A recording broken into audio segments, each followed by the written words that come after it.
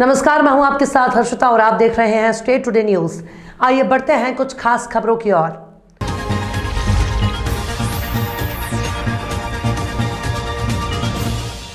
मध्य प्रदेश के हरदा जिले के तहसील रहट गांव से बड़ी खबर। राज्यपाल मंगू भाई पटेल गुरुवार को हरदा जिले के दौरे पर पहुंचे, जहां उन्होंने एकलव्य आदर्श आवासीय कन्या शिक्षा परिसर भवन का लोकार्पण किया। इसके बाद गौपूजन, सिकल सेल एनीमिया स्वास्थ्य शिविर और आंगनबाड़ी केंद्र का निरीक्षण और पौधारोपण किया। कार्यक्रम में मध्य प्रदेश शासन के कृषि मंत्री कमल पटेल, क्षेत्रीय विधायक संजय शाह, सांसद बैतूल हरदा संसदीय क्षेत्र दुर्गादास उइके, जिला पंचायत अध्यक्ष गजेंद्र शाह और भाजपा जिला अध्यक्ष अमर सिंह मीणा, कलेक्टर ऋषि गर्ग, पुलिस अधीक्षक मनीष अग्रवाल, जिला पंचायत के सीईओ रोहित सिसोनिया, वन मंडलाधिकारी अंकित पांडे सहित विभिन्न अधिकारी और स्थानीय जनप्रतिनिधि उपस्थित थे। इस दौरान सरपंच सुनील साठे ने राज्यपाल पटेल का मोर पंख युक्त साफा पहनाकर सम्मान किया और वन सुरक्षा समिति के अध्यक्ष रामदास ने राज्यपाल पटेल को गोंडी जैकेट भेंट की। इस अवसर पर ग्राम टेमरू बहार के आदिवासी कलाकारों ने लोक नृत्य प्रस्तुत किया। ये आंगनबाड़ी देखी, मैं आज तक इतने साल में ऐसी आंगनबाड़ी नहीं देखी है। मैं एकदम सच्ची बात बोल रहा हूँ, बच्चे के लिए एकदम अच्छा। और पीछे जाओ तो नेचुरली तुमको जो बच्चे को खेलने का मन होता है, ऐसे पीछे भी बहुत अच्छा बगीचा बनाया, खेल कूद के लिए भी साधन रखे हैं।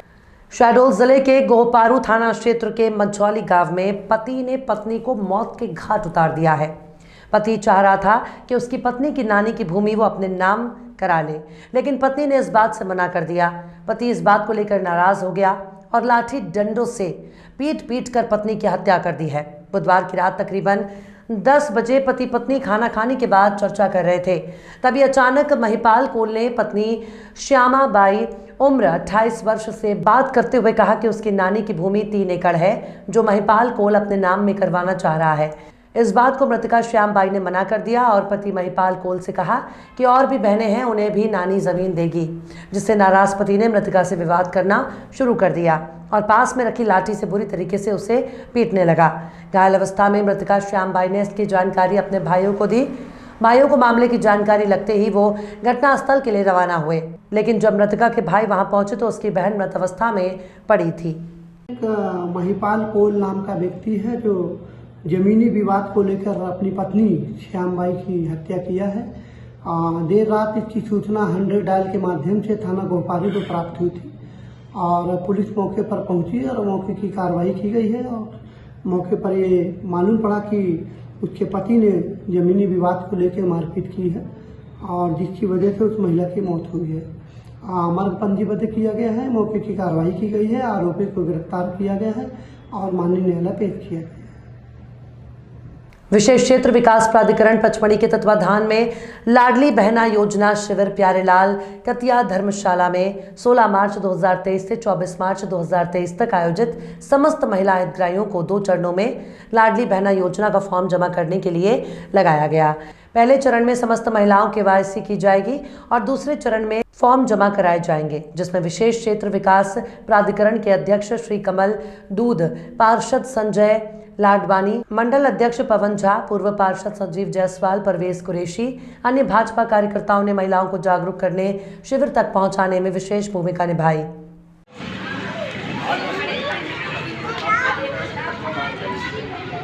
लाडली योजना बहना का शुरुआत KYC शिविर लगा है। आपको किसी प्रकार की कोई परेशानी, कोई दिक्कत और कैसा आपका काम हो रहा है, इस बारे में आप बात करते हैं। सोनाली बिलवंश। सबसे पहले तो माननीय मुख्यमंत्री जी और साडा अध्यक्ष कमल दूध जी का बहुत बहुत धन्यवाद करूंगी कि जो हमारा बीजेपी कार्यकर्ता जो हमारे सब कार्य को करवाने में बहुत सहयोग प्रदान कर रहे हैं और यहाँ पर सभी को बहुत अच्छी सुविधा दी जा रही है कि किसी को कोई परेशानी नहीं हो रही, सबका काम आसानी से हुआ जा रहा है। हम माननीय मुख्यमंत्री जी का इसके लिए दिल से तहे धन्यवाद करते हैं।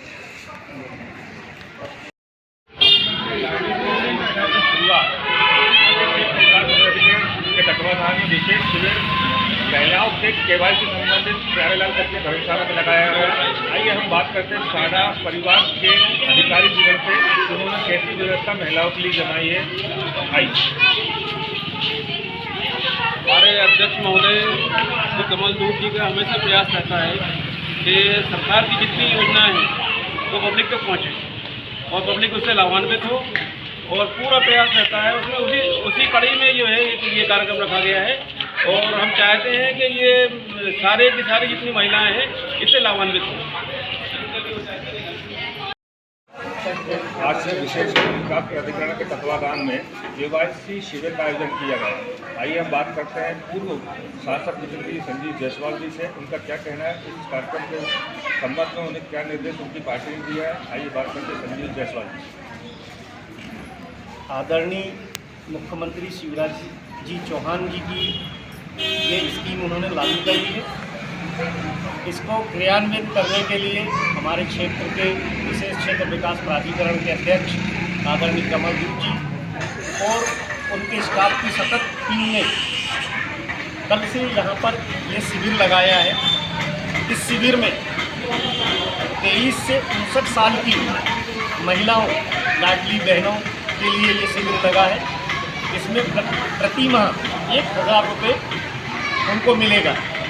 ये हमारे यशस्वी मुख्यमंत्री ने घोषणा करी है। ये प्रक्रिया आज से चालू है। लगभग पचमढ़ी में कितनी महिलाओं का लक्ष्य आपको दिया गया है? पचमढ़ी में लगभग 2000 से 2500 महिलाओं का रजिस्ट्रेशन होना है। ये 25 तारीख तक चलेगा और 25 तारीख से लाडली बहना योजना के फॉर्म भराएंगे। प्रतिदिन कितनी महिलाओं की आवक आपके शिविर में हो रही है? लगभग हमारे शिविर में कल लगभग 500 हुई थी, आज लक्ष्य बढ़ा है। साडा की तरफ से साडा अध्यक्ष जी ने 4 कंप्यूटर लगवाए हैं। आज कम से कम 1000 के लगभग महिलाओं का रजिस्ट्रेशन होना है।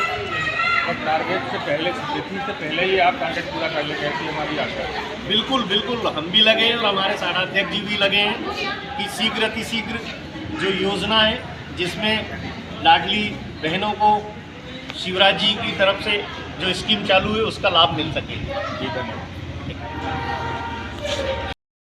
रायसेन जिले के उदयपुरा जनपद सीओ अभिषेक गुप्ता को हटाने की मांग को लेकर जनप्रतिनिधियों और सचिवों की हड़ताल 4 दिन से अनवरत जारी है। आपको बता दें कि उदयपुरा जनपद के सीओ की कार्यशैली और तानाशाही रवैये के खिलाफ जनप्रतिनिधि और सचिव लगातार अपनी मांगों को लेकर हड़ताल पर हैं। हालांकि रायसेन कलेक्टर अरविंद दुबे से प्रतिनिधिमंडल द्वारा रायसेन जाकर बात की गई, लेकिन बातचीत का कोई हल नहीं निकला। आज एसडीएम मुकेश सिंह के द्वारा हड़ताल स्थल पर जाकर बात की गई, लेकिन जनप्रतिनिधि और शासकीय कर्मचारी अपनी बात पर अड़े हुए हैं। सरपंच संघ अध्यक्ष हेमराज राजपूत के द्वारा ये साफ कह दिया गया है कि हमारी मांगों को यदि नहीं माना गया तो हम मां नर्मदा में जाकर जल सत्याग्रह करेंगे। वहीं बरेली एसडीएम मुकेश सिंह से जब बात की गई तो उनके द्वारा बताया गया कि बातचीत कर जल्द से जल्द इस समस्या का हल निकाला जाएगा। अब सवाल ये उठता है कि शासन द्वारा चलाई जा रही अनेक जन कल्याणकारी योजनाएं 4 दिन से ठप हैं। ऐसे में मुख्यमंत्री द्वारा चलाई जा रही लाडली बहना योजना का क्रियान्वयन कैसे किया जाएगा? हड़ताल होने से ग्रामीणों को काफ़ी परेशानी का सामना करना पड़ रहा है। ऐसे में क्या सीओ को हटाया जाएगा या हड़ताल ऐसे ही जारी रहेगी? पे बैठे हैं, अभी कोई निष्कर्ष नहीं निकल पाया। हाँ, अभी ऐसा कोई निष्कर्ष नहीं निकल पाया है। आज माननीय एसडीएम महोदय, तहसीलदार महोदय और नायब तहसीलदार महोदय माननीय कलेक्टर साहब के संदेश वाहक बनकर आए थे। कल हम हमारा संदेश लेकर कलेक्ट्रेट में गए थे कलेक्टर साहब से मिलने, तो उनसे ये चर्चा भी हुई थी। कलेक्टर साहब ने कहा था आप ये ख़त्म करें, तो हमने कहा सर हमारे जो लोग वहाँ ज़मीन पर बैठे हैं उनसे हम आपस में बात करके फिर आपके बीच में बात रखेंगे, आप अपने किसी प्रतिनिधि को पहुँचा दीजिए। तो उनने माननीय एसडीएम महोदय को पहुँचाया था, तो हमारा इसमें कोई निष्कर्ष नहीं निकला है। और हमने यही कहा माननीय एसडीएम महोदय से कि यहाँ से इनको हटवाया जाए, अपने वरिष्ठ अधिकारियों की ये बात पहुँचाई जाए कि यहाँ से इनको हटवाया जाए और किसी दूसरे के यहाँ पदस्थापना की जाए, ताकि हम आगे से ये काम चालू कर सकें। क्या नीति रहेगी अब आप? आगे की हमारी ये नीति रहेगी, जब तक हमारी बात नहीं मानी जाएगी, नहीं सुनी जाएगी, तब तक हम क्रमिक भूख हड़ताल करेंगे और आमरण अनशन भी करेंगे, और नहीं तो फिर हमारा आखिरी है जल सत्याग्रह। हम बोरास में जाके मां नर्मदा जी में आगे जाके जल सत्याग्रह आंदोलन करेंगे। ये बताइए पटेल साहब, लगातार 4 दिन हो चुके हैं और अभी तक किसी कार्य कोई नतीजे पर नहीं पहुंच पाए, क्या वजह है और क्या आगे पे योजना होगी आपकी? हमारी योजना तो ये है कि हम सरकार की जो भी योजना है उनका क्रियान्वयन सही तरीके से हो, सही अधिकारी यहाँ पर रहें, क्योंकि जो यहाँ पर गुप्ता जी हैं उनके द्वारा अभी तक कोई भी योजना, जो भी सरपंच, सचिव, रोजगार सहायक शासन की योजना है उनका लाभ सही नहीं पहुँचा पा रहे। इसकी वजह है गुप्ता जी। तो अभी आप लोग अनिश्चितकालीन धरने पर हैं, अभी आगे क्या योजनाएं होगी आपकी? आगे हमारी जो योजना है, कल हम कलेक्टर महोदय से मिले थे, उन्होंने एसडीएम साहब को भेजाया। इसके बाद अगर हमारी समस्या का हल नहीं होता तो अभी तो ये शुरुआत हुई है, अभी जो हितग्राही हैं ग्राम पंचायतों से वो भी यहाँ पर कल डेरा डालेंगे, क्योंकि वो योजनाओं से वंचित हैं।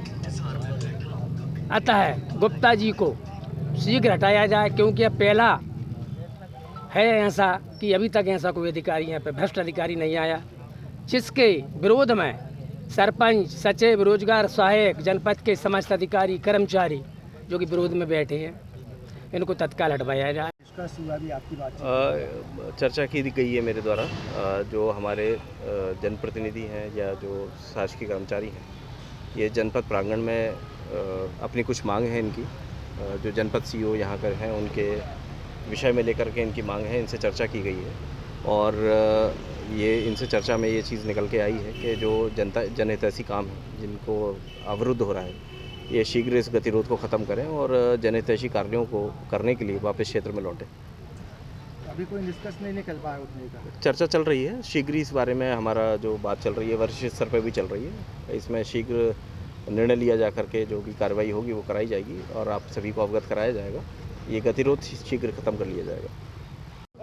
बाजी लगातार 96 घंटे हो चुके हैं, आप लोग अनिश्चितकालीन धरने पर बैठे हैं। अभी एसडीएम आए थे, किस तरह की बात आलाप हुई?